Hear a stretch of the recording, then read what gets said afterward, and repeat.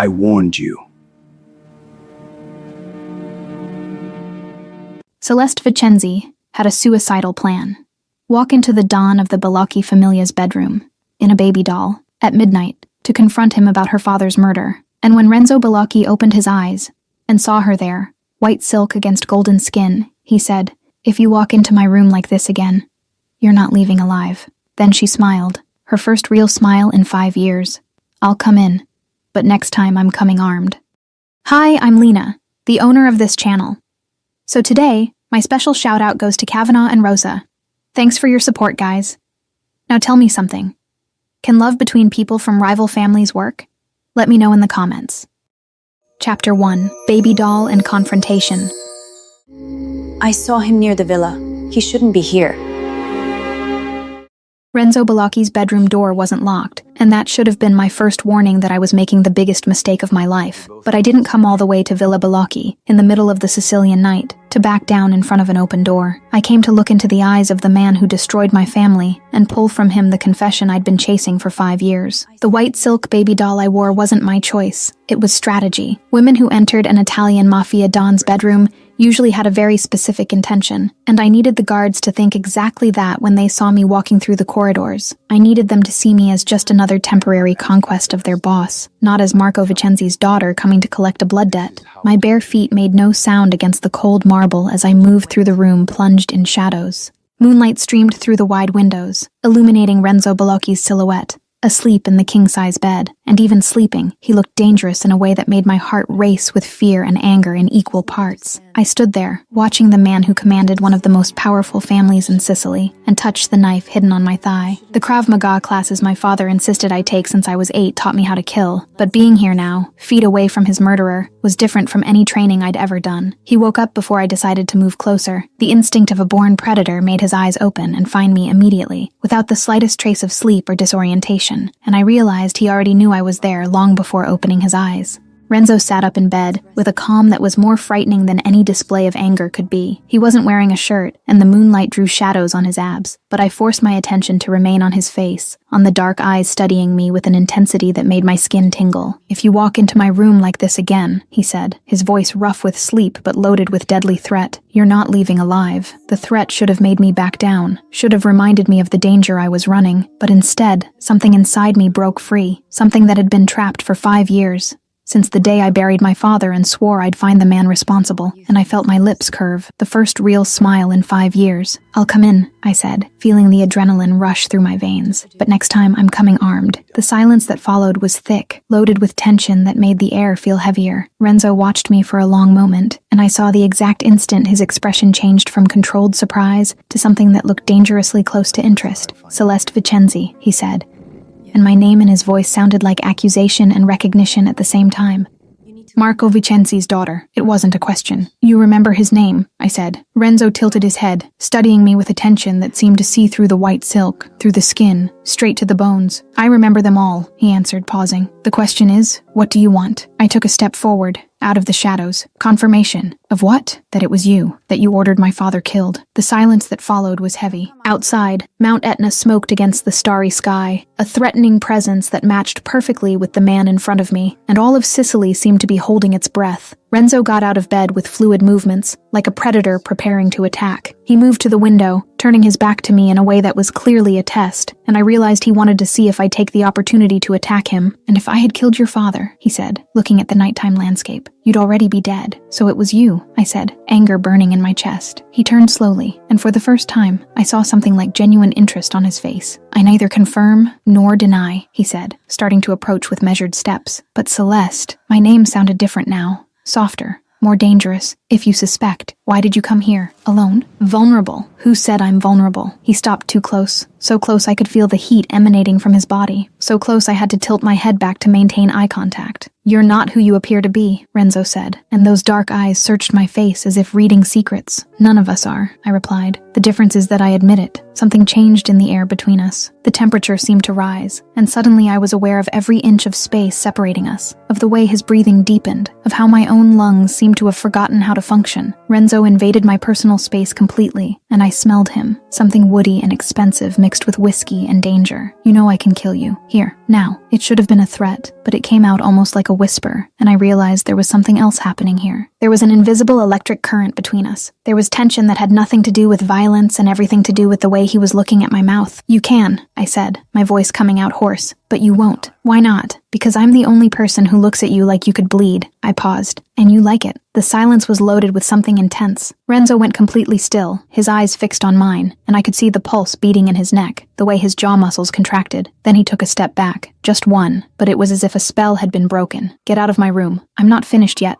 "Yes, we are." Before I could react, his hand was on my arm. It didn't hurt, but it was firm, too hot against my skin. "You're staying at the villa tonight. Storm outside. In the morning. You decide. If you want to continue this game, or if you want to live." I looked at his hand on my arm, then back at his face. "And if I choose the game?" Something dangerous flickered in his eyes, and a smile formed on his lips, small and deadly. "Then you'll find out why I'm Dawn." He released me abruptly. "Guest room. Second door on the right." A pause. "And Celeste? Next time. Knock first." He moved away, but his eyes never left mine. There was something in that look that was more intimate than the touch had been, something that made my stomach clench in a disturbing way. I should leave, but my feet seemed glued to the floor. Finally, I forced myself to move, crossing the room toward the door, feeling his gaze burning on my back. But when my hand touched the doorknob, I couldn't resist the impulse to look back. Renzo was still where I'd left him, illuminated by the moon, half in shadows, completely motionless. We watched each other across the distance, and he looked like a statue carved in marble and danger. "Good night, Don Bellocchi," I said. "Good night, Celeste Vicenzi," he replied, and the way he said my full name sounded like promise and threat. I left the room before I could do something insane. My feet carried me to the second door on the right, and I locked myself in the guest room with trembling hands, feeling like I'd just escaped something dangerous, and at the same time, thrown myself into another trap. Only when I was alone, with the door closed, did I allow my knees to weaken. I slid down the back of the door until I was sitting on the cold floor, my heart beating too hard, and the adrenaline that had sustained me began to dissipate, leaving only trembling in my hands. Unconsciously, I brought my hand to the arm where Renzo had held me. The skin was still warm, still tingling with the memory of his touch. "Shit," I whispered to the empty room. "I came here with a clear objective, confront my father's murderer and get a confession." But he didn't confess, didn't deny, just looked at me with those eyes that seemed to see everything. And now I was locked in a guest room at his villa, with the ghost of his touch still burning on my skin. Outside, I heard the wind beginning to howl, bringing the storm Renzo had mentioned. Lightning illuminated the room for brief moments, followed by thunder that made the windows vibrate, and Sicily was unleashing its fury as if responding to the tension still pulsing in the air. I forced myself off the floor and explored the room. It was luxurious in a discreet way, with antique furniture that probably cost more than everything I owned, and the bed was covered with sheets that felt like clouds. But I couldn't stop thinking about the room across the hall, about the man who slept there, or maybe wasn't sleeping anymore, and I wondered if he was as affected as I was by our encounter. I grabbed my phone from the small purse I'd hidden here earlier. Several messages from friends who didn't know where I really was, and if they knew I'd entered the Don of the Bellocchi family's villa to confront him about a murder, they would have had me committed. I deleted the messages and tossed the phone on the bed. I leaned against the window and watched the storm approaching, the lightning illuminating Mount Etna in the distance. My father used to say that Sicily was an island of passion and violence, where love and death danced together. I always thought he was being too poetic, but now, standing in this room, still feeling the heat of Renzo's touch on my skin, I was beginning to understand. Tomorrow, Renzo said, I'd have to decide, continue the game or choose to live. But as I looked at the storm, at the smoking volcano, I realized one thing with absolute certainty. I wasn't backing down, not after coming this far, not after finally being this close to the man who ordered my father's death. Renzo Bellocchi might be dangerous, might be deadly, but I'd trained my whole life for this moment, and if he thought he could intimidate me with intense looks and touches that made my skin burn, he was about to discover that Marco Vicenzi's daughter didn't back down from anything, especially not from the man who made me an orphan. Chapter 2. Game Begins and Dangerous Chemistry.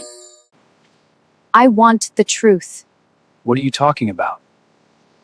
I woke up to the Sicilian sun streaming through the guest room windows, and for a brief moment, I forgot where I was. Then the memory of the previous night came back like a wave, bringing with it the recollection of dark eyes studying me, of a firm hand on my arm, of a husky voice saying my full name like it was a sentence. I got out of bed and found clean clothes left on a chair near the door, a simple dress in light cotton that definitely wasn't mine. Someone had entered the room while I slept, and the fact that I didn't wake up only proved how exhausted I was after the confrontation with Renzo. I took a quick shower and put on what I'd been offered, pulling my wet hair into a simple bun. I had no makeup, nothing but the clothes on my body, and somehow this made me feel more vulnerable than last night's baby doll. I left the room without knowing exactly where to go, but I followed the smell of coffee coming from somewhere in the villa. The hallways were wide and decorated with old Italian art, and each step I took against the marble echoed in a way that made me feel small in this palace of power and danger. I found the terrace without much difficulty. The view was breathtaking, Mount Etna dominating the horizon, smoking gently as if it were asleep but not dead, just waiting for the right moment to wake up. And there was something disturbing about the way it perfectly mirrored the man sitting at the table. Renzo was there, wearing dark pants and a white shirt with the sleeves rolled up to his elbows, reading an Italian newspaper while drinking espresso. He didn't look up when I approached, but I knew he'd heard me coming, knew he was perfectly aware of my presence even while pretending otherwise. I sat in the chair across from him without waiting for an invitation. If he wanted to ignore me, he'd have to work harder at it. "Good morning," I said, keeping my voice steady. "Good morning." He turned the page of the newspaper, still not looking at me. "About yesterday." "Yesterday didn't happen." I blinked, confused. "It didn't?" Finally, he looked up, and the impact of that gaze was as intense as it had been the night before. "You had a nightmare. Sleepwalking. It happens." It took me a second to process what he was doing. He was giving me an out, a way to pretend I'd never walked into his room dressed in white silk, that I'd never confronted him about my father's murder, and I wondered if it was out of kindness or strategy. I laughed, unable to contain the reaction. Sleepwalking. How convenient. Something like amusement crossed his face, but before either of us could say anything else, I heard footsteps approaching. Don Bellocchi, Signorina Vicenzi. The man who appeared on the terrace was older, probably in his 60s, dressed impeccably in an Italian suit that probably cost more than a car. He had perfectly combed gray hair and eyes that seemed kind, but there was something about him that immediately made me uncomfortable in a way I couldn't explain. He took my hand before I could avoid it and kissed it in a chivalrous manner. What a pleasure. Unexpected. I withdrew my hand as politely as possible. "Signore Torretti, Lazzaro Torretti, consigliere of the Famiglia." He studied me with an interest that was too intense, too invasive. "Marco's daughter, right? I knew your father. Very interesting man." The way he said interesting made my stomach clench. There was something behind that word, something I couldn't decipher, but that definitely wasn't a compliment. "Lazzaro." Renzo's voice cut through the air with cold authority. "Report can wait." It was an order disguised as a suggestion, and Lazzaro clearly understood. "Of course." He turned to me again, that smile still on his face. "Perhaps we can talk later, about memories." Then he left, leaving an uncomfortable silence on the terrace. I looked at Renzo, who was watching where Lazzaro had disappeared with an expression I couldn't read. "He knew my father?" I asked, still feeling the discomfort from the interaction. "Everyone knew your father." Renzo returned his attention to me, and there was something different in his gaze now, something more calculating. "The question is, did you know your father?" "What do you mean?" "Marco Vicenzi, accountant, family man." He paused deliberately. "And thief." Anger exploded in my chest like liquid fire. My father was not. Stole 2 million. From the Famiglia. Renzo pulled some papers from inside the newspaper he'd been reading, placing them on the table between us. Bank statements, documents with numbers and dates, account in the Caymans, his name. I grabbed the papers with trembling hands, my eyes scanning the information, and I felt my world begin to crumble. There it was, printed in black and white. Marco Vicenzi, a bank account I never knew existed. Transfers of amounts that made no sense for the modest life my father had always lived. He wouldn't. My voice failed, and I hated how weak it sounded. "He did, and you know it." Renzo leaned forward, his eyes fixed on mine. "The question is, did you come for justice or revenge?" Tears burned in my eyes, but they were tears of anger, not sadness. "I came for the truth. Truth hurts, cara mia. You sure you want it?" I wiped the tears with the back of my hand, refusing to look weak in front of him. Yes, something changed in Renzo's face. It wasn't exactly a smile, but there was something that looked suspiciously close to respect. "Okay, you stay. 1 week. See how it works. Decide after. And if I decide you killed my father." Now he smiled, and it was dangerous and beautiful at the same time. "Then you try to kill me." A pause, and we find out who's better. An involuntary shiver ran down my spine, and it wasn't just from fear. There was something disturbingly exciting about the way he challenged me, the way he didn't treat me like an insignificant threat, but like someone who could actually be dangerous. "Deal," I said. "Ben." Renzo stood up from the chair with that fluid grace that seemed natural to him. "Agostino will show you the property. And Celeste." He stopped, looking at me with an intensity that made my heart race. "Here we have rules. Family above all, loyalty to the death, and lies." His eyes pierced mine. "Lies kill." Then he left the terrace, leaving me alone with the documents scattered on the table and a whirlwind of emotions I didn't know how to process. What the fuck did I do? I whispered to the empty air, because now it wasn't just about confronting my father's killer. Now it was about discovering who my father really was, if those documents were real or forged, if everything I believed about Marco Vicenzi was a lie or the truth, and somehow Renzo Bellocchi was at the center of it all, looking at me with those eyes that seemed to see through every defense I had. I picked up the documents again, studying them more carefully, the handwriting, the signatures, the numbers that made no sense for the modest life my father had always lived. $2 million. It was a fortune, and if he'd really stolen it from the Bellocchi familia, then maybe Renzo had every right to have him killed. The thought made me sick. I'd spent 5 years believing my father was an innocent victim, that Renzo Bellocchi was a monster who needed to pay. But what if I was wrong? What if my father was the criminal, and his death was just Mafia justice? No, I refused to believe that without more evidence. Documents could be forged. Bank accounts could be created, and someone clearly wanted me to believe my father was a thief. The question was, who benefited from this narrative? Signorina Vicenzi? I looked up and saw a middle-aged man approaching the terrace. He had features that vaguely reminded me of Renzo, the same strong bone structure, the same dark eyes, and I guessed he was family. Agostino Bellocchi. He introduced himself with a slight nod. Renzo's cousin. He asked me to show you the property. Of course, I said, gathering the documents and standing up. Agostino observed me with curiosity as we walked through the villa. Unlike Lazzaro, there was nothing uncomfortable about him, just genuine interest mixed with understandable caution. You're the first person Renzo has allowed to stay here, he said eventually, who isn't part of the familia. He's not allowing me, I corrected. He's testing me. Agostino smiled. Maybe it's the same thing.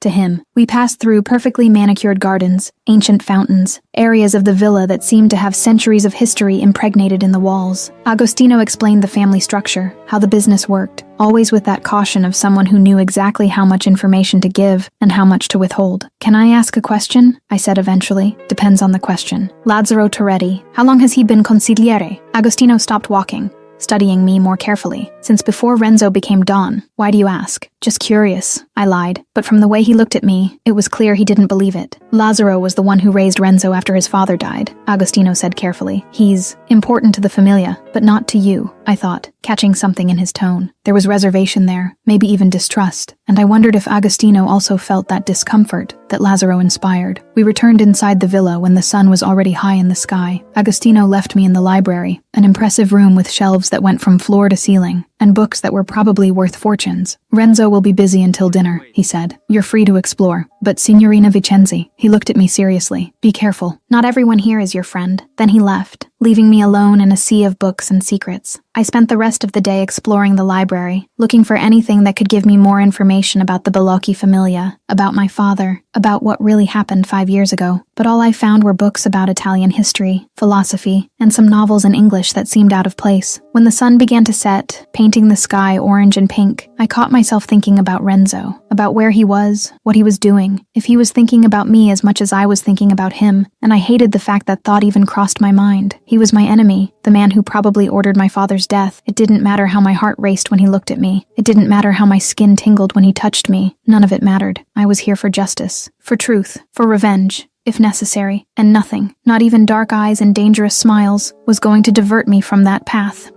Chapter 3. Provocations and Discoveries. Stop looking at me.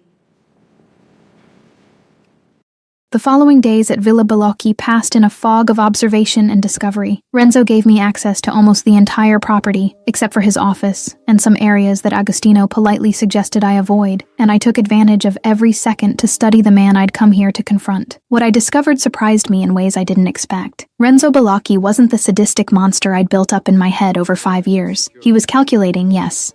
Dangerous for sure, but he was also fair in a way that defied everything I thought I knew about the Mafia. I saw how the men of the Famiglia respected him, not just out of fear, but out of genuine loyalty. I saw how he resolved disputes with cold logic, but also with unexpected compassion. I saw how he commanded with absolute authority, but also listened to advice before making decisions. And I saw, more than I'd like to admit, how he watched me when he thought I wasn't paying attention. There was something disturbing about the way his eyes followed me through the hallways, how he always seemed to know where I was, even when we weren't in the same room, how an invisible tension formed in the air whenever we encountered each other. It was as if we were trapped in a dangerous dance, circling each other, waiting to see who would make the next move. On the 5th day, there was a formal dinner with the entire familia. The table was long enough to easily accommodate 20 people, all dressed in Italian elegance that made my borrowed dress seem inadequate, and Renzo sat at the head like the Don he was, commanding the room just with his presence. I was seated more toward the middle of the table, between two older women who observed me with barely disguised curiosity, but not open hostility, and I tried to focus on the delicious food in front of me instead of on the man at the end of the table, whose eyes I could feel on my skin. "Are you Cousin Renzo's girlfriend?" The childish voice made me turn, and I found a small boy watching me with huge, curious eyes. He couldn't have been more than 6 years old, with messy dark hair and a smile that showed a missing tooth in front. I laughed, unable to contain my reaction to his innocence. "No, Piccolo, I'm a visitor. You're Bella," he declared with the brutal honesty of children. "He only looks at you." Automatically, my eyes moved to Renzo, and with a shock that ran down my spine, I realized the boy was right. Renzo was watching me at that exact moment, with an intensity that made my heart skip a beat, and even from afar, even with a table full of people between us, I felt the impact of that gaze as if it were physical. "He looks at everyone," I said, forcing my attention back to the boy, and trying to ignore the heat rising in my face. "Not like this." Alessandro leaned closer, whispering as if he were sharing an important secret. "When he likes someone, he makes a serious face." "More serious. How do you know?" I asked, genuinely curious now. "Nonna told me, before she died, said the Balakis love hard." He paused dramatically, clearly repeating words he'd heard from adults. "And dangerous." Something clenched in my chest, something I didn't want to examine too closely. "Do they?" "See, but they also protect. Always." Then, with the scattered attention typical of children, he ran off to show something to another cousin, leaving me alone with those words echoing in my head. "The Balakis love hard and dangerous." I looked at Renzo again, unable to resist, and this time he didn't look away. We stared at each other across the length of the table, through the conversations and laughter of the familia around us, and it was as if we were alone in the room. There was something in that look that made my breath catch, something that promised danger and passion in equal measures. Then he turned his attention to Agostino beside him, breaking the contact, and I felt the loss of it like a physical presence. The rest of the dinner passed in a fog. I ate without really tasting the food, participated in conversations without really registering the words, and the whole time I was hyper-aware of the man at the head of the table, of the way he laughed with the family, of the way he commanded even in a social setting. When dinner finally ended, I escaped to the gardens, needing fresh air and space to think. Alessandro's words kept echoing in my head, mixing with everything else I'd observed over the past few days, and I wondered if I was losing focus on my mission. I came here for revenge. I came here for answers. I came here to confront the man who destroyed my family. But the more time I spent here, the more the lines began to blur, and I no longer knew if Renzo Balaki was my enemy, or something much more complicated. The next day, after lunch, I decided I needed concrete answers. I'd spent the entire week observing, waiting, being patient, but patience was never my strong suit, and the documents Renzo had shown me about my father kept tormenting me. I found his office without much difficulty, and entered without knocking, a deliberate statement that I wasn't going to blindly follow his rules. Renzo was sitting behind a huge mahogany desk, studying papers with that intense concentration that seemed natural to him. He didn't even look up when I entered. "I need to see documents. About my father." "No," he said, still not looking at me. "Why?" "Because I don't trust you." I approached the desk, hands braced on the polished surface. "Still not? After a week?" Now he looked up, and the impact of that dark gaze hit me with full force. "A week is nothing. Trust takes time." "How much time?" Renzo stood up with that fluid grace, rounding the desk until he was too close to me. "Depends. On what?" My voice came out more hoarse than I intended. "On how many times you try to seduce me," he said, and there was something dangerous in his tone, something that made my stomach clench. Indignation exploded in my chest. "I am not." Tight dresses, different perfume, smiles. He paused, studying me with that attention that seemed to see through me. "You think I don't notice? I'm not trying to seduce you." "No?" Renzo took another step, completely invading my personal space, and placed his hand on the wall beside my head, trapping me without actually touching me. "Then why does your heart race when I get close?" My breathing failed, betraying me completely. "Because you irritate me." "Liar." The word came out almost like a caress. "I didn't lie." "Then why aren't you moving away?" He leaned closer, so close I could feel the heat of him, the woody scent that was starting to become too familiar. And he was right. I realized with a shock that ran down my spine that I wasn't moving away, that my body was leaning toward him instead of retreating, that every cell of my being was hyper-aware of his proximity. "Because I'm not afraid of you," I said, and it was truth and lie at the same time. "You should be," he whispered, so close now that I could feel his breath against my skin. "Because I'm starting to like you, and that is dangerous. For both of us." The world seemed to shrink to just the two of us. Renzo was so close I could see the golden flecks in his dark eyes, could count every eyelash, could see the way his jaw jaw clenched as if he were fighting some internal battle. He leaned in imperceptibly, and I realized he was going to kiss me, and more shocking still, I realized I wanted him to. Then a loud knock on the door separated us as if we'd been burned. "Renzo, we have a problem." Agostino entered the office, and from the way he stopped abruptly when he saw us, it was clear he realized he'd interrupted something. Renzo moved away from me with that controlled calm I was beginning to recognize as his way of processing intense emotions. "Che cosa?" His voice was perfectly controlled, without any trace of the intimacy from seconds ago. Agostino looked at me, hesitant. "Rivals, movement at the docks, and maybe we should talk alone." "She stays." Renzo turned to me, and there was something different in his look now. "You wanted truth? You'll get it." Agostino hesitated for another moment, then sighed. "Okay, Familia D'Angelo is planning an attack tomorrow. Shipment from Naples." "Shipment of what?" I asked, genuinely curious. Agostino and Renzo exchanged a look, and I saw something that seemed almost like amusement pass between them. "Olive oil," Renzo said, and the ironic tone was impossible to miss. "Of course, olive oil." I didn't believe it for a second, but I didn't press either. "Not yet. And you're coming with us." It took a second for his words to process. "What? You want to know who killed your father? Come see how business works. Real business." "This is crazy," I said, but even as the words came out, I felt adrenaline starting to rush through my veins. This is life. Renzo studied me with that disturbing intensity. Or you stay, like a child, protected. He knew exactly which button to push. My pride bristled immediately. "I'm going." A smile formed on his lips. Small but genuine. "Ben, wear black, okay? And cara mia?" He paused, and there was something dangerous and exciting in his look. "Tomorrow you'll find out if you really know me." I left the office with my heart beating erratically, and my hands trembling slightly. What had I just agreed to do? Go with Renzo Balocchi to some kind of mafia operation, presumably involving violence and danger, just days after confronting him about my father's murder? But even as logic told me I was being an idiot, another part of me, the part my father had trained to fight and survive, was excited by the prospect. Because maybe finally, I'd get to see Renzo Balocchi as he really was. Not the elegant man who commanded family dinners, but the brutal Don who controlled a criminal empire. And maybe finally, I'd discover the truth about what happened to Marco Vicenzi, even if that truth destroyed me in the process. Chapter 4: Ambush and Lethal Revelation. You're not my enemy. The trip to Naples was made in tense silence, and I spent the whole time trying to control the nerves that threatened to consume me. The dark clothes Renzo had sent to my room fit my body perfectly, black tactical pants and a long-sleeved shirt that allowed free movement. And for the first time since arriving at Villa Balocchi, I felt like myself, like the woman my father had trained to survive in a dangerous world. The car was luxurious but discreet, dark windows that didn't allow anyone to see inside, and Renzo was sitting next to me in the back seat, checking a gun with movements so natural it was clear this was routine for him. There were 3 other cars following us, full of men from the Famiglia, and the caravan moved through the Italian night like a deadly serpent hunting its prey.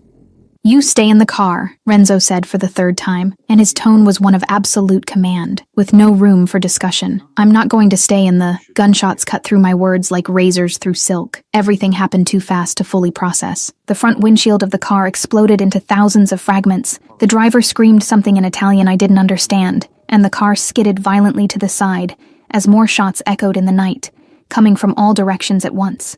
"Ambush!" Agostino shouted from the car in front through the radio, and his voice was loaded with adrenaline and anger. "Get out of the cars.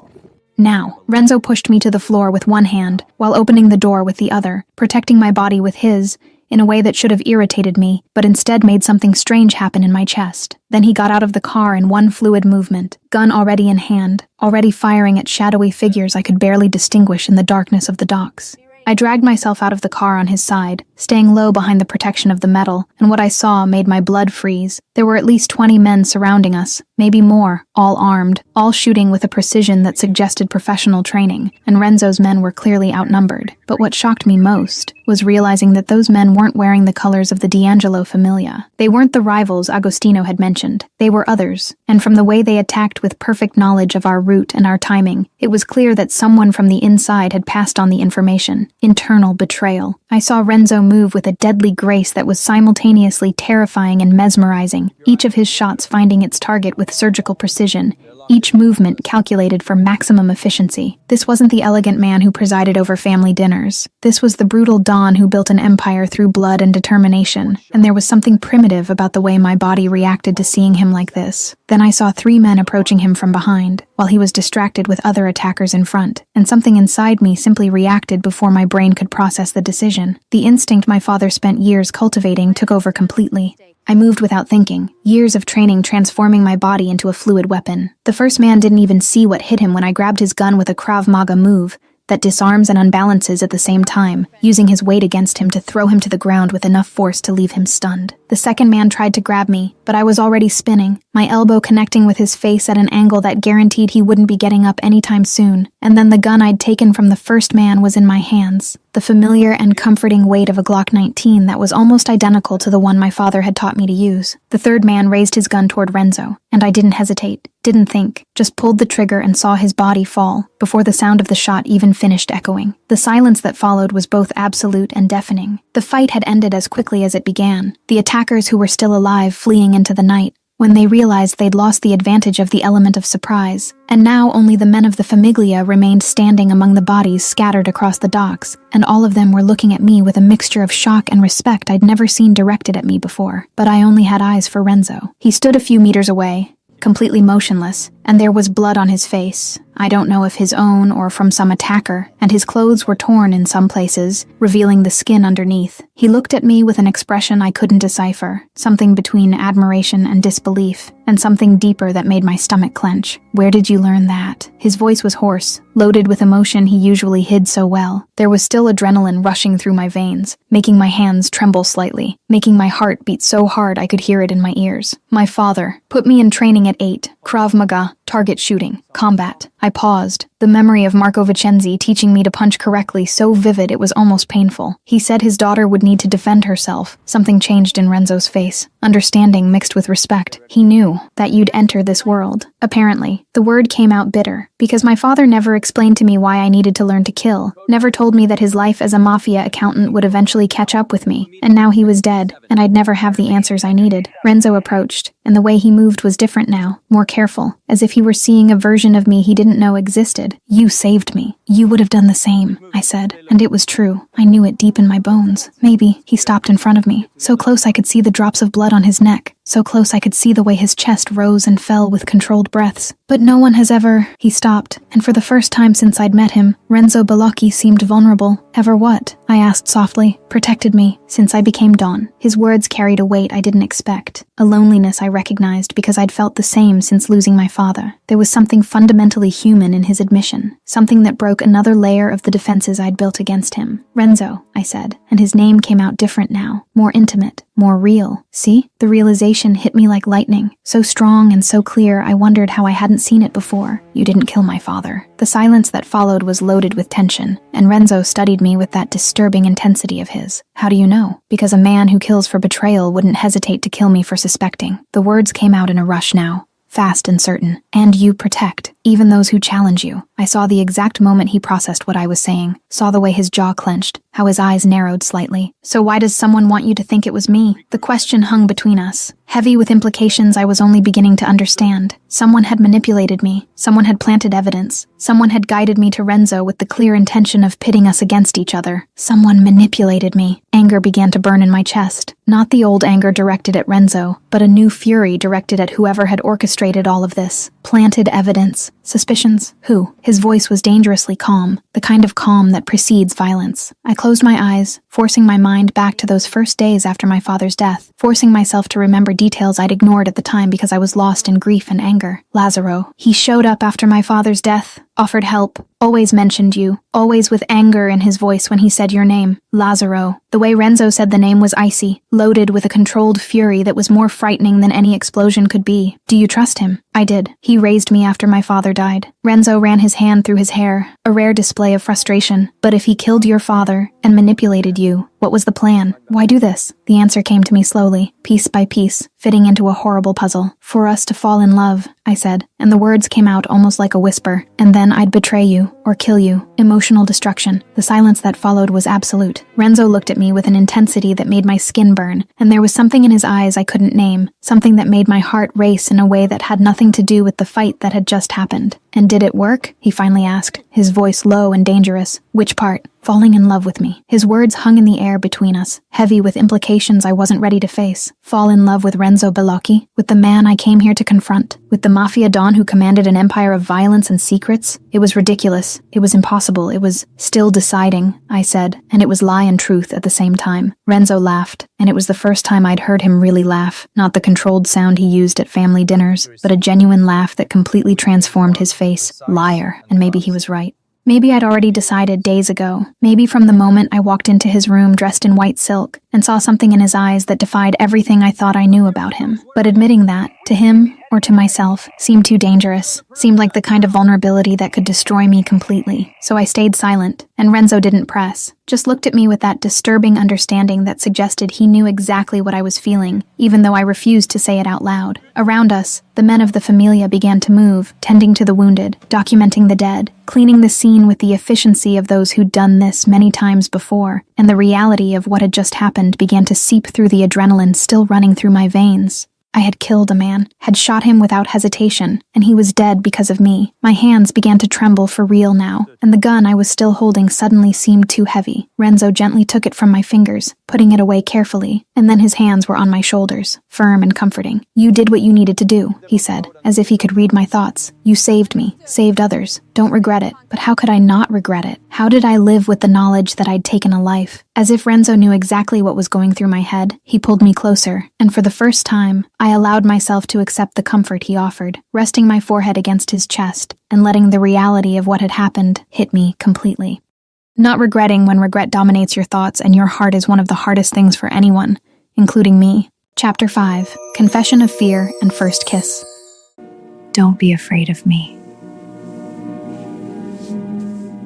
The trip back to Villa Balocchi was completely different from the way there. The silence in the car was no longer loaded with nervous tension, but with something deeper, something I had no name for and didn't know if I wanted to name. Renzo was sitting next to me, his body relaxed in a way that completely contrasted with the violence we'd just experienced. And from time to time, I caught him watching me from the corner of his eye with an expression that made my stomach clench. When we finally arrived at the villa, it was past 3 in the morning, and most of the men who'd accompanied us dispersed to tend to their own wounds, or to rest. Agostino said goodbye with a tired wave, but not before giving me a look that seemed to carry genuine respect, something that hadn't been there before tonight. "Come," Renzo said, his voice breaking the silence for the first time in hours. "I need you to take care of something." I followed him through the silent corridors of the villa until we reached his quarters, the same room where everything had started less than a week ago, when I'd entered dressed in white silk with the intention of confronting a killer and found something much more complicated. The room was exactly as I remembered, but now, being here with him felt different, loaded with an intimacy that didn't exist before. And when Renzo began to remove his torn, blood-stained shirt, revealing the muscular torso I'd only seen in shadows that first night, I felt heat rise in my face in a way that was both embarrassing and disturbing. "You have soft hands," he said, as I guided him to sit on the edge of the bed, grabbing the first aid kit he'd pointed to in the bathroom. "For a killer." The word hit me like a punch to the stomach, bringing back the memory of the man I'd killed, the weight of the gun in my hand, the sound of his body falling to the ground. "I'm not a killer. Today you were." Renzo watched me as I began to clean the deep cut on his shoulder, the wound probably caused by a bullet that grazed him. "How does it feel?" I stopped for a moment, really thinking about the question, trying to put into words the whirlwind of emotions that had consumed me since the moment I pulled the trigger. "Powerful," I finally said with brutal honesty, "and terrible at the same time. Welcome to my world." There was something like understanding in his voice, as if he knew exactly what I was feeling because he'd gone through the same experience years ago. "Is it always like this?" I continued cleaning the wound carefully, trying not to hurt him more than necessary, but my hands trembled slightly with his proximity, with the heat of his skin under my fingers. "Violence? See." He paused, and when he spoke again, his voice was lower, more vulnerable, but never with someone who matters watching. I stopped cleaning the wound completely, my eyes meeting his. "I matter?" The question hung between us for a long moment, and I saw something pass across his face, something that looked like fear mixed with acceptance, as if he were admitting something he'd been trying to deny to himself. "That scares me," he finally said, and the raw honesty in his voice made my heart tighten in my chest. "What?" I whispered, barely able to find my voice. "I'm not afraid of dying. Never have been. I live expecting it, actually. I've always known that would be my end eventually." Renzo raised his hand, his fingers lightly touching my face in a caress so gentle it was almost painful in its tenderness. "But today, when you shot the man behind me, I was afraid. Of dying. It didn't make sense. He'd just said he wasn't afraid of death, of liking you." His eyes pierced mine. dark and intense and completely honest, of liking you too much. My heart began to beat so hard I was sure he could hear it in the silence of the room. His words echoed in my head, mixing with everything else that had happened between us since that first night, and suddenly everything made sense in a terrifying way. "You don't like me," I said, but the words came out weak, without conviction. His hand moved from my face to the nape of my neck, his fingers threading through my hair in a way that was both possessive and gentle. "I'm trying not to. And how's that working out?" The question came out almost like a challenge, and I saw the corner of his mouth curve into something that was almost a smile. Terribly, he pulled me a little closer, and suddenly the distance between us seemed minuscule and still too large at the same time. "Especially when you look at me like that." "Like what?" I whispered, completely lost in his gaze. "Like I'm a man, not a monster." His words carried a weight I didn't expect, a vulnerability that showed how much he really saw himself as the beast everyone said he was. And something inside me broke when I realized that Renzo Bellocchi, the brutal Don who commanded an empire of violence, really believed he was a monster incapable of being seen as anything more. "You're a man," I said, the conviction clear in my voice. "Complicated, yes. Dangerous for sure, but a man." Renzo leaned closer, his breath mixing with mine, and the entire world seemed to shrink to just the two of us in that room, on that bed, with the silent Sicilian dawn around us. "Celeste," he said, and the name came out like a prayer and a curse at the same time. I could barely make the sound come out, trapped in his gaze, in his proximity, in the way his heart beat as hard as mine under the palm of my hand still pressed against his chest. "If I kiss you now, everything changes." It wasn't a question, it was a warning, but even so I heard myself respond with an honesty that should have scared me. Maybe it already has. The kiss, when it finally happened, was different from anything I expected. It started soft, almost hesitant, as if Renzo were giving me the chance to pull back, to change my mind. But when he realized I wasn't going to move away, when he felt my hands move up to his hair and pull him closer, the kiss changed completely. Suddenly, there was urgency there. There was need. There were months of tension and denial exploding in a moment of pure intensity that made my entire world tilt on its axis. His hands were in my hair, on my waist, pulling me closer until I was practically in his lap, and I could feel the heat of his body through our clothes, could feel his heart beating as erratically as mine. When we finally pulled apart, both breathless, Renzo rested his forehead against mine, eyes closed, his breathing coming in short bursts that matched mine perfectly.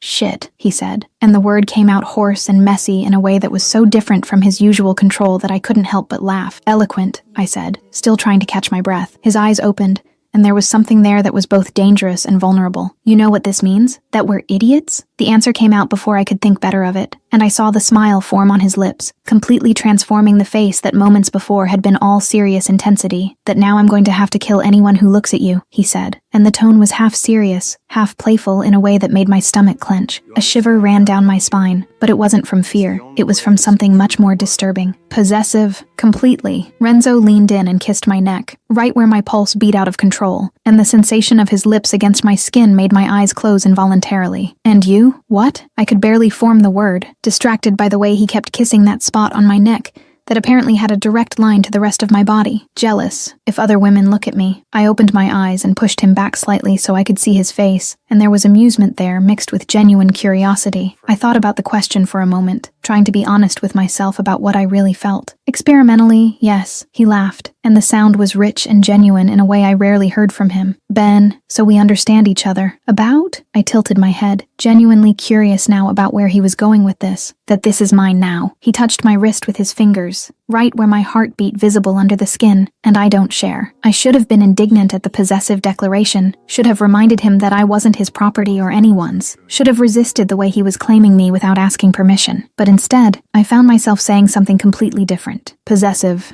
and arrogant. You'll get used to it," he said, and then kissed me again, slower this time, deeper, and I allowed myself to melt into his touch, into his hands, into the way he held me like I was the most precious thing in the world. When the kiss finally ended, we sat there for a long moment, just looking at each other, processing what had just happened between us, and what it meant for everything else. I had come to Villa Bellocchi with the intention of confronting my father's killer, and instead, I just kissed the man I'd accused of that crime, the man I now knew was innocent, the man who had somehow become something much more important than I ever imagined possible. "Renzo," I said softly, touching his face with my hand. "See, cara mia?" The casual way he used the term of endearment made something strange happen in my chest. What do we do now? It was a broad question, encompassing everything from Lazaro and the betrayal to the two of us, and whatever this was becoming. "Now," he said, pulling me closer again, "we find out who really killed your father. Together, he paused, his eyes piercing mine. Because you're my partner now, Celeste. In everything. His words should have scared me, should have made me pull back. But instead, I felt safe in a way I hadn't felt since my father died. As if I'd finally found someone who saw me as an equal, who respected me enough to fight by my side instead of protecting me from afar. Partners then, I said, and sealed the deal with another kiss that quickly deepened until we were both breathless again, until his hands were under my shirt, warm against the skin of my abdomen, until I knew that if we didn't stop now, we wouldn't stop at all. You should go, Renzo said, but his voice was hoarse, and the way he held me suggested he really didn't want me to go anywhere. Probably, I agreed, but I didn't move, still lost in the heat of him, the smell of him, the way everything about him seemed to have been made to fit perfectly with me. Celeste, he said my name like a warning and a plea at the same time. I know. I finally forced myself to get off his lap, immediately feeling the loss of contact as something physical. Good night, Renzo. Good night, cara mia. He watched me leave the room with those dark eyes that seemed capable of seeing through every defense I had, and when I finally closed the door behind me and leaned against it in the empty corridor, I allowed myself to feel the full weight of what had just happened. I had kissed Renzo Bellocchi, had admitted, both to him and to myself, that what I felt for him was much more than simple physical attraction or curiosity. And now, walking through the silent corridors of the villa toward my own room, I knew there was no going back. Everything had changed between us, and the only question now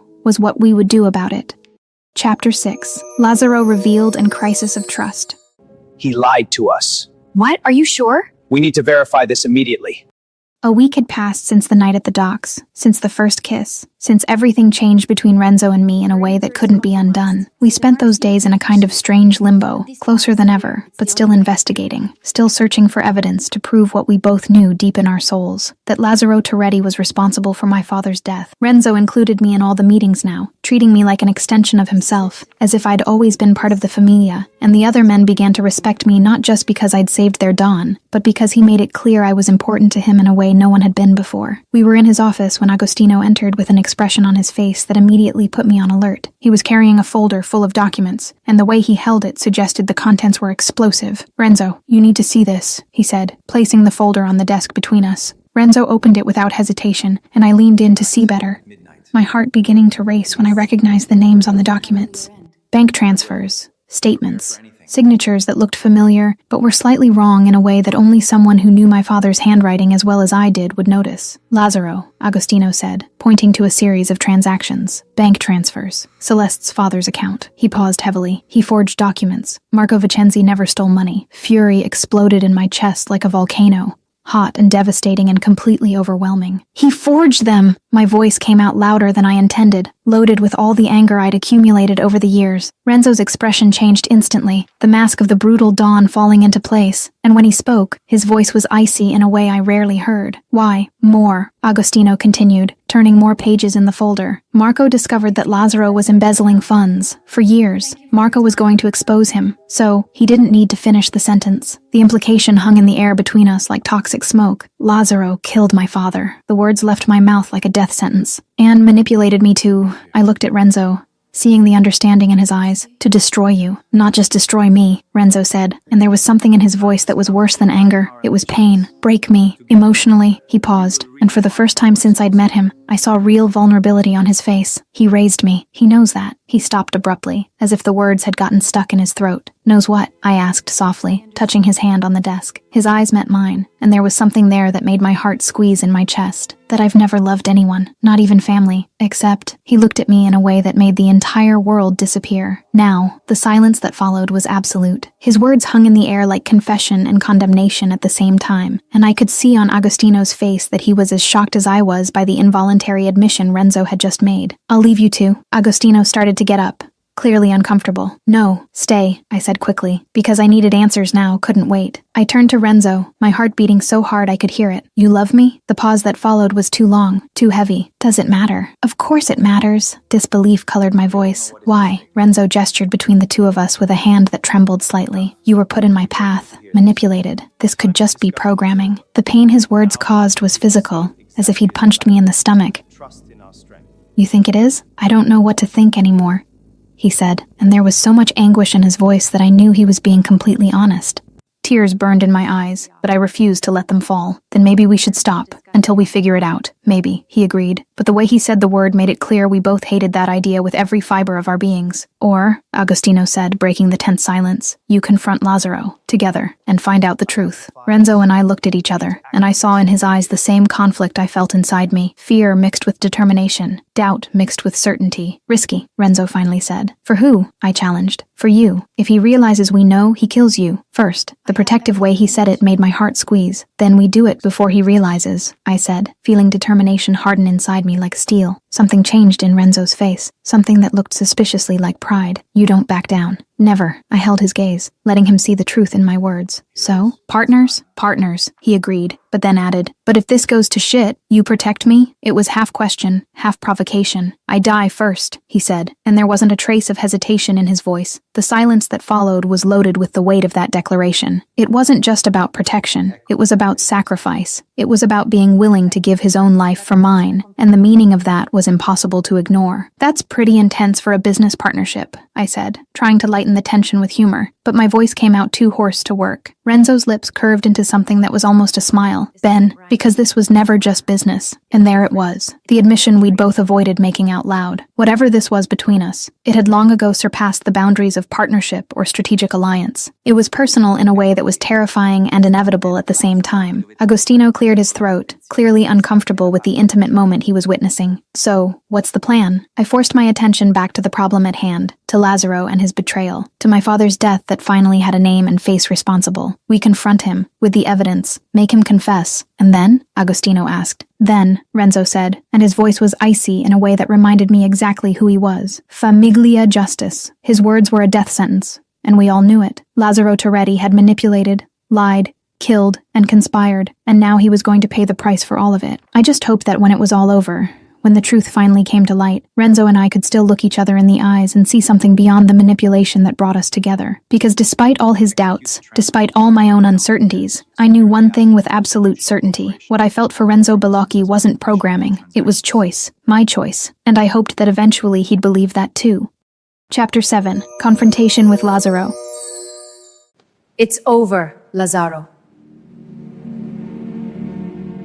The plan was simple in theory, but executing it would be a completely different story. Renzo organized a casual dinner at the villa, just the three of us and Lazaro, something that would seem like an informal business meeting, but in reality would be a carefully constructed trap to extract the confession we needed. I spent the entire day mentally preparing to face the man who killed my father, the man who spent years manipulating me with false kindness and poisoned advice, the man who orchestrated my entire life for the last 5 years with the sole objective of emotionally destroying Renzo Bellocchi. Anger burned constantly in my chest like embers that never went out, but I kept it controlled, cold, because I needed to be in complete control when the time came. Renzo found me in my room an hour before dinner. He entered without knocking, as had become his habit in recent weeks, and the familiarity of that gesture should have bothered me, but instead it comforted me in a strange way. "Are you ready?" he asked, and there was concern in his eyes that warmed me inside. "I was born ready," I said, adjusting the dark dress I'd chosen specifically for tonight. Something elegant, but that allowed free movement in case things got out of control. Renzo approached, his hands finding my waist in a gesture that had become natural between us. "If at any point you want to stop, just say so. I'll handle this alone." I placed my hands over his,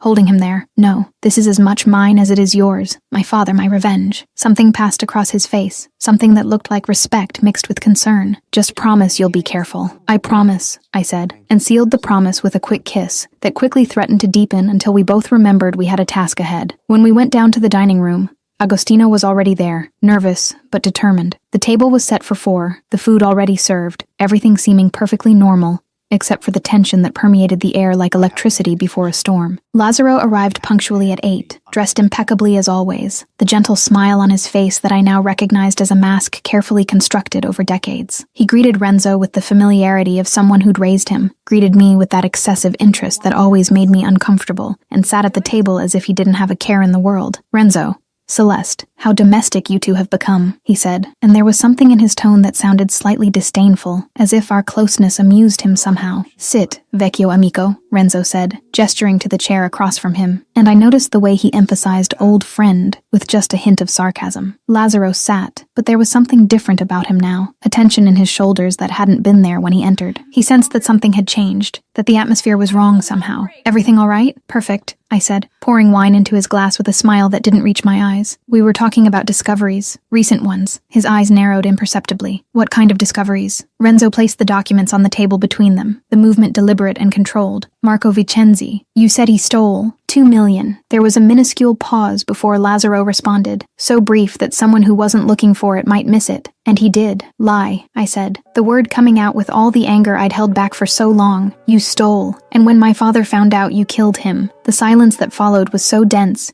it seemed to suck the oxygen from the room. Lazaro went completely still, and then, slowly, the mask of the kind old man began to fall, revealing something much darker underneath. When he smiled, it was the smile of a predator who'd finally decided to stop pretending. You shouldn't have found that out, he said, and his voice was completely different now, cold and calculating in a way that sent a shiver down my spine. Why? Renzo leaned forward, his posture changing from relaxed to dangerous in a second. Because Celeste was the perfect weapon against me? Exactly. Lazaro picked up his wine glass, taking a sip as if we were having a casual conversation about the weather. Daughter of the man you killed, hunting you, falling in love, and then the smile turned cruel, betraying you, or dying trying to kill you. Maximum pain for the man who never suffered. Nausea rose in my throat hearing everything laid out so coldly. You planned everything. For years. Years, he confirmed, and there was pride in his voice, as if he were talking about an artistic masterpiece instead of a murderous conspiracy. Every casual encounter, every hint about Renzo, every encouragement to investigate. He looked directly at me, and it worked perfectly, until you really fell in love. The way he said the last words, with disdain mixed with frustration, made it clear that this wasn't in his plans, that Renzo and I developing genuine feelings for each other had been the only variable he couldn't control. You raised me, Renzo said, and for the first time since I'd met him, I heard real pain in his voice, the pain of a betrayal that cut deeper than any physical wound could. And now I destroy you. Lazaro placed the glass back on the table with excessive care, because you never knew your place, never respected me as I deserved. I made you Don, and you treated me like a simple advisor. The bitterness was clear now. Your death will be slow, watching her die first. Everything happened in slow motion and impossible speed at the same time. Lazaro moved to grab the gun he had hidden at his waist, but years of training made me react before my brain could fully process the threat. I threw myself across the table, knocking over plates and glasses, my hand reaching his wrist before he could point the gun at either of us. The fight that followed was brutal and quick. Lazaro was older, but experienced, and he fought with the ferocity of a man who had nothing to lose.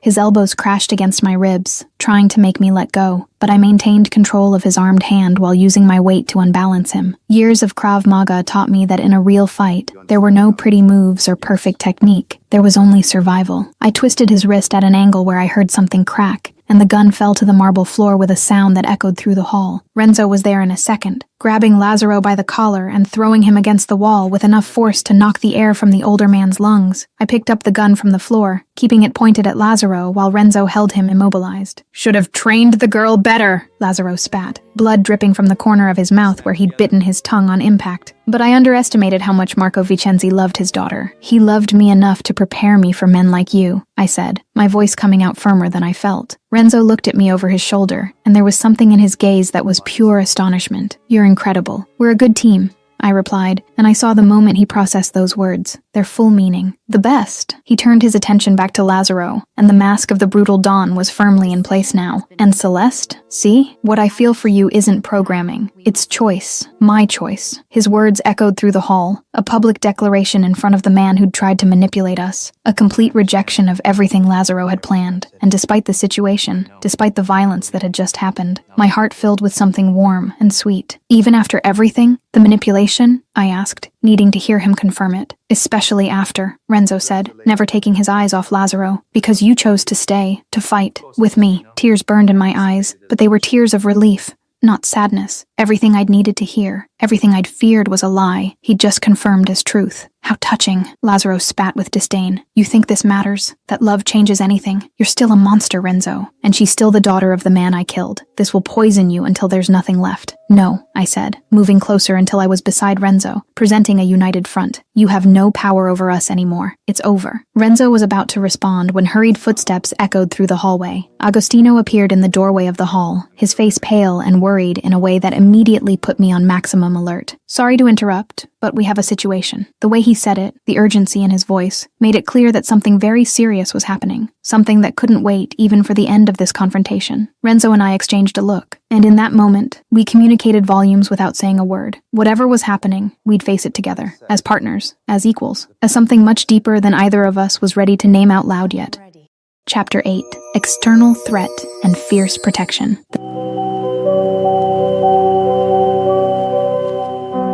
The situation Agostino brought was worse than any of us could have imagined. We gathered in Renzo's office while two men from the Familia took Lazzaro to the basement, where he would be held until we decided exactly what to do with him, and the tension in the air was so dense I could barely breathe properly.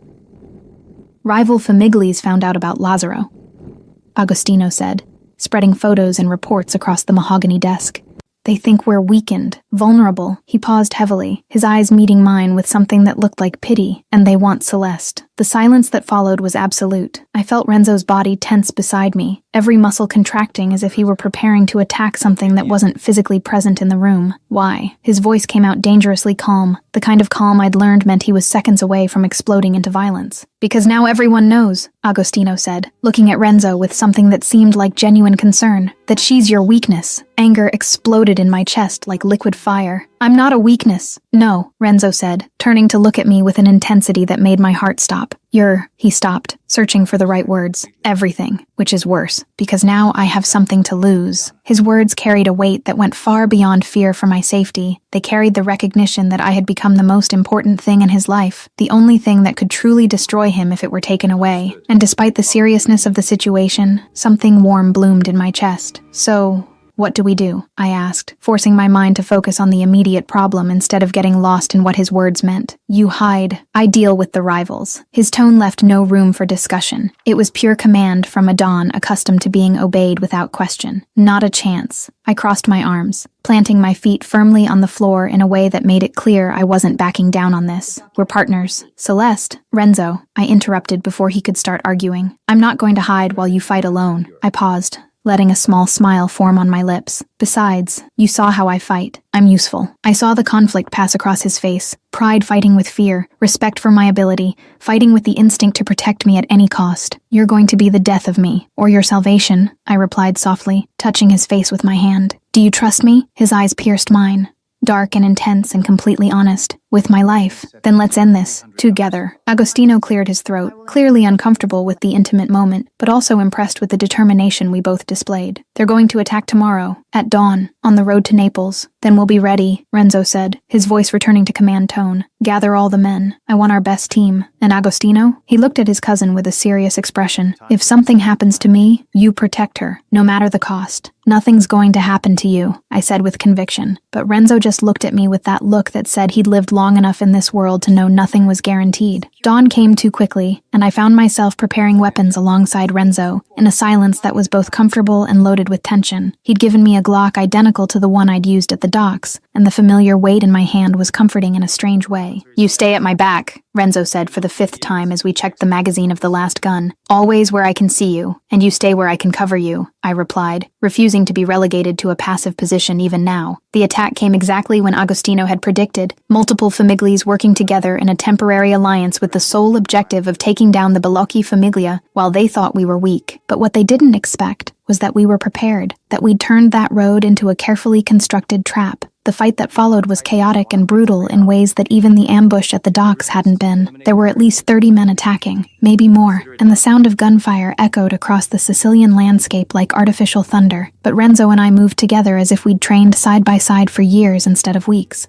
I covered his back while he advanced. He protected my flanks when I needed to reload. And there was a synchronicity between us that was almost supernatural, as if we could read each other's thoughts just by the way we moved. It was like dancing with a perfect partner, each movement flowing naturally into the next, each action complementing the others in a way that made us both stronger together than apart. When the last attacker fell, when silence finally descended on the road stained with blood and destruction, I allowed myself to breathe for the first time in what felt like hours. My body ached in places I didn't even know could hurt. There was a deep cut on my arm that would probably need stitches, and my clothes were torn and stained with blood that wasn't all mine. But I was alive, and Renzo was alive, and that was all that mattered. Never again, Renzo said, approaching me with steps that revealed he was also injured. There was blood dripping from a cut on his forehead, and the way he favored his left side suggested broken or at least bruised ribs. You never risk yourself like that again. If you don't risk yourself, I don't risk myself, I replied, gently touching the cut on his forehead. That's not how this works. That's how I work. I held his face with both hands, forcing him to look directly at me. Renzo, I love you, completely, and love means fighting, together. The words came out before I could think better of it, but the moment I said them, I knew they were true in a way that couldn't be denied. I loved Renzo Balocchi, with all his flaws and dangers and complications. I loved him in a way that went beyond logic or reason. He went completely still, looking at me with an expression I couldn't decipher. Then, so softly I almost missed the words, he said, I love you too. My heart stopped completely before starting to beat erratically. That's why, he continued, and then did something completely unexpected. Renzo Balocchi, Don of the most powerful familia in Sicily, knelt right there, in the middle of the blood-stained road, with the bodies of enemies scattered around us, with adrenaline still running through both our veins, and looked at me with a vulnerability I'd never seen in him before. Marry me. For a long moment, I thought I'd heard wrong. What? Marry me. Be my wife, my partner, He stopped, searching for the right word. Everything. Tears began streaming down my face before I could even think about controlling them. Years of pain and loneliness and anger finally giving way to something warm and sweet and completely overwhelming. Is this a request or an order? I asked, trying to bring some humor to the moment but failing when my voice came out too choked. A desperate request. There was so much love in his eyes it was almost painful to look directly at. Yes, the word came out as a whisper first, then louder. Always yes. Renzo stood up in one fluid movement and pulled me into a kiss that was both gentle and desperate, loaded with everything we'd been through together, with all the violence and passion and love that brought us to this moment. I didn't care that we were covered in blood and dirt, didn't care that there were bodies around us, didn't care about anything but the feeling of his lips against mine, his hands in my hair, the way he held me like I was the most precious thing in the world. When we finally pulled apart, both breathless, the sound of slow clapping made us both turn. Agostino stood a few meters away, a huge smile on his bloodied face. Finally, and despite everything, despite the battle that had just happened, despite the injuries and exhaustion, we both laughed, the sound echoing across the Sicilian road like a promise of better days to come. Chapter 9. Famiglia and Sweet Moments. This is my home.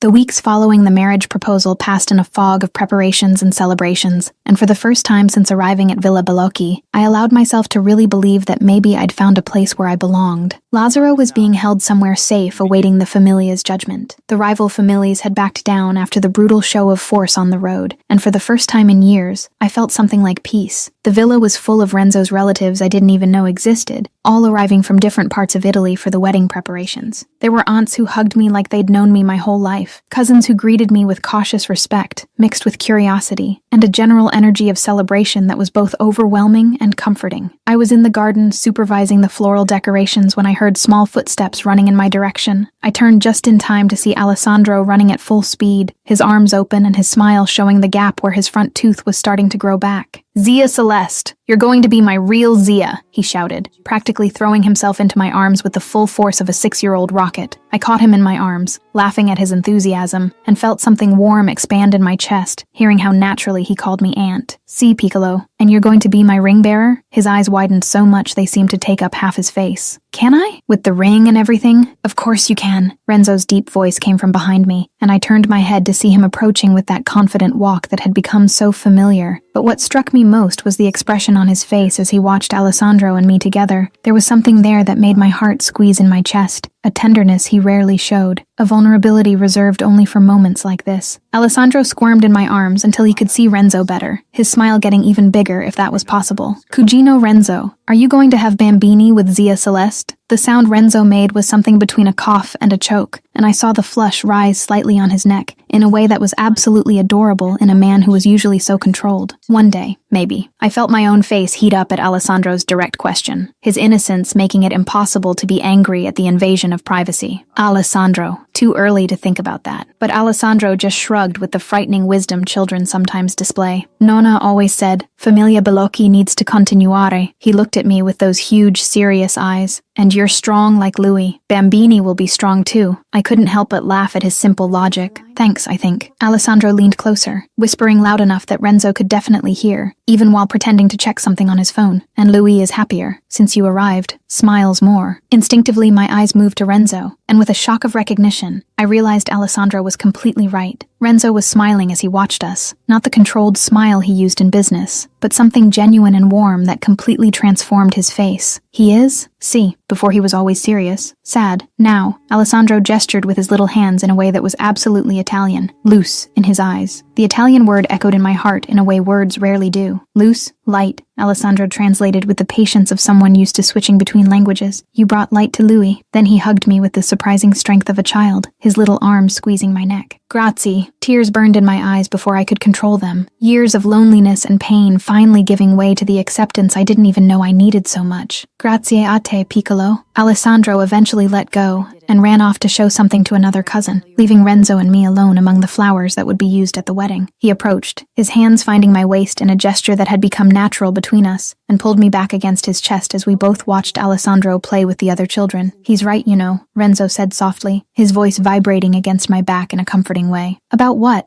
I asked, relaxing completely against him. You brought light, to me, to everyone here. I felt him pause, as if searching for the right words. Before you, I just existed, commanded, made decisions, survived. But I didn't live, not really. I turned in his arms so I could see his face, and the raw honesty I saw in his dark eyes made my heart race. And now I have something to live for. Not just survive, but really live. He touched my face with that gentleness that contrasted so completely with the brutality he was capable of showing. You gave me that. Night fell over Sicily with that specific beauty I'd learned to love. The sky painted in shades of orange and pink that eventually gave way to deep blue speckled with stars. Most of the relatives had retired to their rooms, or to the nearby town where many were staying. And finally, Renzo and I had a moment of peace on the terrace overlooking Etna. You're good with him, Renzo said, breaking the comfortable silence as we watched the volcano smoke gently in the distance. With Alessandro, he's special, I replied, thinking of the 6-year-old boy who had embraced my heart so easily. His parents died when he was 3. Agostino takes care of him the best he can, but... Renzo paused, the vulnerability clear in his voice. He needed a mother figure. I turned to look at him, realizing where the conversation was going. And you think? His eyes met mine. Dark and intense even in the dim light of the terrace. I think you'll be an amazing mother. Someday. He paused again. If you want. My heart beat harder in my chest at the implication of those words, at the images they conjured of a future I hadn't even allowed myself to imagine until recently. With you? His expression changed instantly, something possessive and protective and intense taking over. Only with me. He pulled me closer, his hands firm on my waist. Always only with me. I couldn't help but laugh at the intensity of the declaration, possessive even about hypothetical children, especially about them, he said, completely serious. You're mine, all of you, present, future, children, everything. A shiver ran down my spine at the possessive declaration, but instead of feeling suffocated, I felt protected in a way I hadn't experienced since my father died. And you're mine? Completely. Until death. There was no hesitation in his voice, only absolute certainty. Then he kissed me, and it was different from the urgent kisses after fights, or the hesitant kisses from the beginning. This kiss was a promise. It was a commitment. It was the sealing of a future we were both consciously choosing to build together. His hands moved to my hair, holding me close as he deepened the kiss, and I allowed myself to melt completely into him, letting all the rest of the world disappear until there were only the two of us under the Sicilian sky. When we finally pulled apart, both breathless, we stayed there embraced for a long moment, just existing in the shared space. And for the first time since my father died, I felt I'd found a home. Renzo, I said softly against his chest. The sound vibrated against my cheek. About Bambini, I began, feeling his body tense slightly with attention. Eventually, when we're ready, I want them. I felt more than heard his breathing stop for a moment before returning. Deeper now. Eventually, he agreed, but there was something in his voice that suggested eventually wasn't as far away as I might think. What's the rush? I teased, looking up to see his face. His eyes met mine, and there was something there that was both dangerous and exciting. All the rush. I want to see you pregnant, my child, our familia. The way he said it, with so much possessiveness and desire mixed together, made my stomach clench in a way that had nothing to do with nervousness and everything to do with anticipation. Renzo, I said, a warning and an invitation at the same time. See, I love you. Infinitely. He pulled me into another kiss, deeper this time, more promising. Ti amo anch'io, mia moglie, mia regina, e mia vita. The Italian words echoed in my heart, And as we kissed under the Sicilian stars, with Etna smoking in the distance, and the future stretching promisingly before us, I knew I'd finally found where I belonged. It wasn't just about revenge anymore. It wasn't just about discovering the truth about my father's death. It was about building something new from what had been destroyed. It was about transforming pain into love, anger into passion, loneliness into family. It was about Renzo and me, and the future we'd choose to build together. Chapter 10: Wedding and Shared Empire. Forever begins today.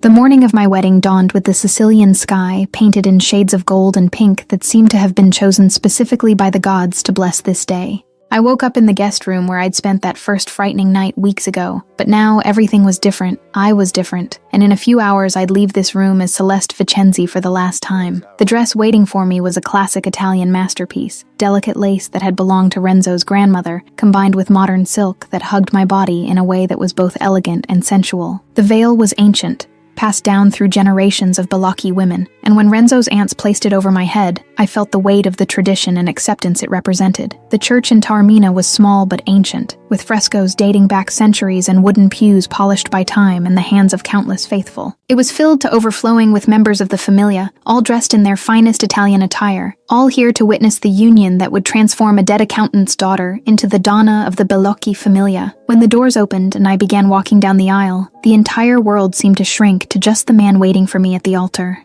Renzo was dressed in a suit that probably cost more than a car, impeccable black, that contrasted perfectly with the white shirt, but it was the look on his face that made my heart stop completely before starting to beat erratically. He was looking at me like I was the only person in the universe. Like every step I took toward him was the most important thing that had ever happened in the history of humanity, and there was so much love in those dark eyes that I felt tears threaten to ruin the makeup that had taken hours to apply.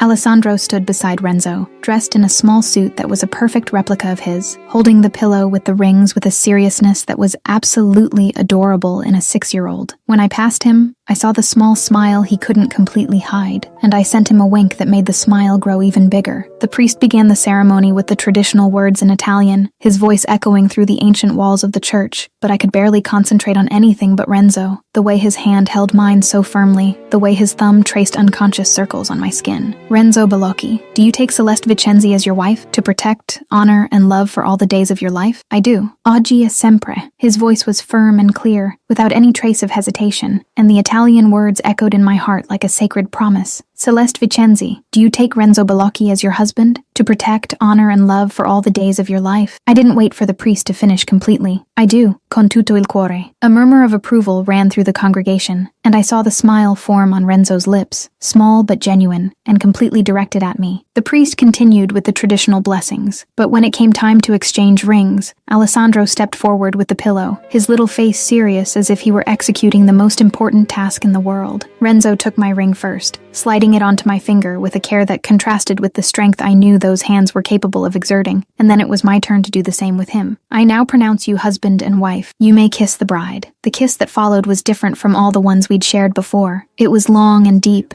and loaded with years of tension and passion and love that finally had permission to exist openly. Renzo held me like I was the most precious thing in the world, one hand on my waist and the other on my face, and I allowed myself to melt completely into him while the church exploded in applause and shouts of celebration around us. When we finally pulled apart, both breathless and with idiotic smiles on our faces, Alessandro shouted loud enough for everyone to hear, "Now make bambini!" The entire church burst into laughter, and even Renzo couldn't hide the flush that rose slightly on his neck, but he just took my hand and began guiding us down the aisle toward the exit, toward where our future waited for us. The party at the villa was exactly the kind of Italian celebration I'd seen in movies but never experienced personally. There was enough food to feed a small army, wine flowing as if the fountains had been converted specifically for that purpose, and music that made even the oldest and most serious members of the Familia get up to dance. The main table was positioned to have the best view of Mount Etna, and Renzo and I sat side by side with our hands intertwined on the table, watching our Familia celebrate with a joy that seemed to have been contained for too long. Agostino eventually stood up, raising his wine glass in a toast that made the entire crowd quiet to listen. Alla familia, old and new. He looked directly at me with a genuine smile. May Donna Balocchi bring as much strength as she brought light. Alla familia, the crowd repeated in unison, glasses raising and clinking in harmonious chaos. And then, because apparently Alessandro had decided it was his personal duty to make sure everyone knew his opinions about our reproductive future, he shouted again, "E bambini futuros!" The crowd exploded in laughter and approval, and Renzo leaned in to whisper in my ear, "He's not going to let this go, is he?" "Apparently not," I said, laughing against his shoulder. The night continued with dancing and celebration. But eventually, Renzo pulled me away from the crowd, taking me to the more private terrace where everything had begun between us. The full moon illuminated Etna in the distance, and the view was so perfect, it seemed to have been painted especially for this moment. "And now?" I asked, leaning against the stone railing while Renzo stood behind me, his arms circling my waist. "Now?" He kissed my neck, right where he knew it made me lose my train of thought. "You share everything with me. Empire,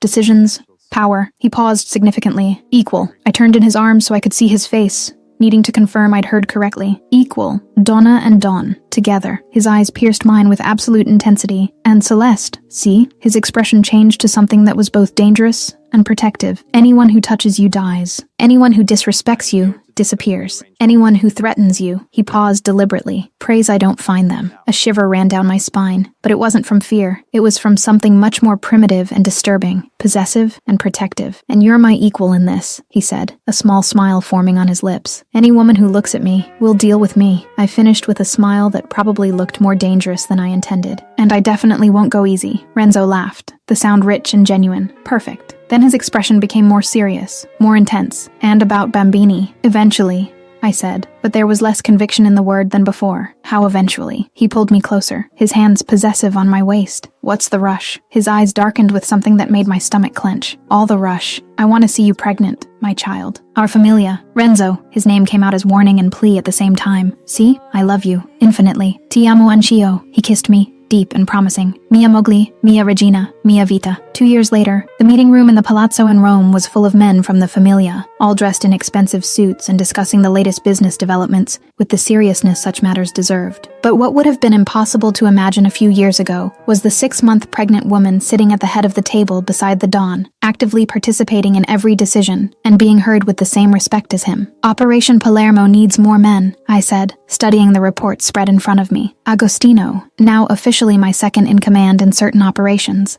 nodded in agreement. "I agree. Donna Bellocchi is right." I felt Renzo's hand move to my rounded belly, his touch gentle and possessive at the same time. Always is. There was so much pride in his voice it made my heart swell. "And this one will learn early." The meeting room door suddenly opened, and Alessandro, now 8 years old and much taller than he'd been at the wedding, entered with the confidence of someone who knew he had permission to interrupt. "Boy or girl?" he asked without preamble. "Surprise," I replied, smiling at the boy who'd become like a son to me over the past years. "But Renzo wants a boy." "I want healthy," Renzo corrected, but then added, "But a boy would be convenient." Continue the line. "And if it's a girl?" I teased, already knowing the answer. The smile Renzo gave me was pure love, mixed with determination. "Then she'll be the most feared Dawn in Sicily." Alessandro practically jumped with excitement. "Can I teach baby to shoot?" The entire room burst into laughter, and I exchanged a look with Renzo that clearly said, "This is your fault." "When they're older, Piccolo," I said eventually, still laughing. The meeting continued for another hour,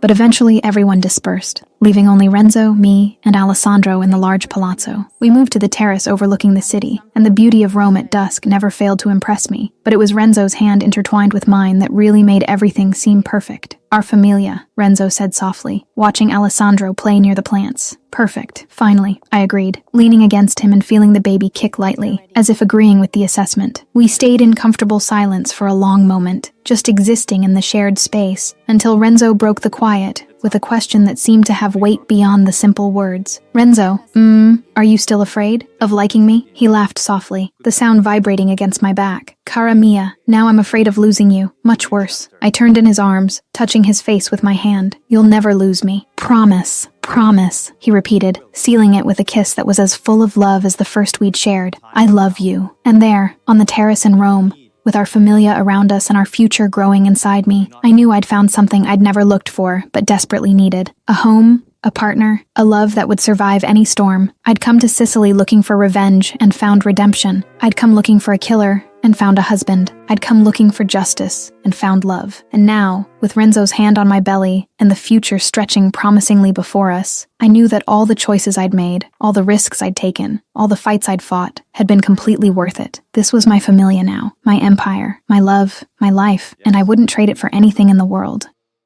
Final reflection. This is a story about how pain can transform into power, and revenge can give way to the most unlikely love. Celeste Vicenzi enters Villa Balocchi with a broken heart and thirst for justice, convinced that Renzo is the monster who destroyed her family. But what she finds is a man as broken as she is, equally a prisoner of manipulations and lies. Their journey is visceral and intense, each confrontation loaded with an electric chemistry that defies logic, each touch burning with the promise of something forbidden and irresistible. There's violence, yes, blood and constant danger, but there are also moments of devastating vulnerability when two survivors finally lower their guards and allow the other to see their deepest wounds.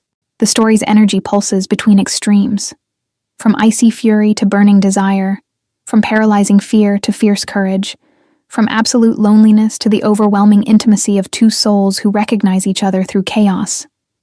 It's romance at its purest essence, where love doesn't mean peace, but lethal partnership, where protection comes through shared strength, and where the happy ending is one with blood, tears, and the conscious choice to build something beautiful from the ashes of what was destroyed. And if you want to see another romance video, click on the video appearing now on your screen.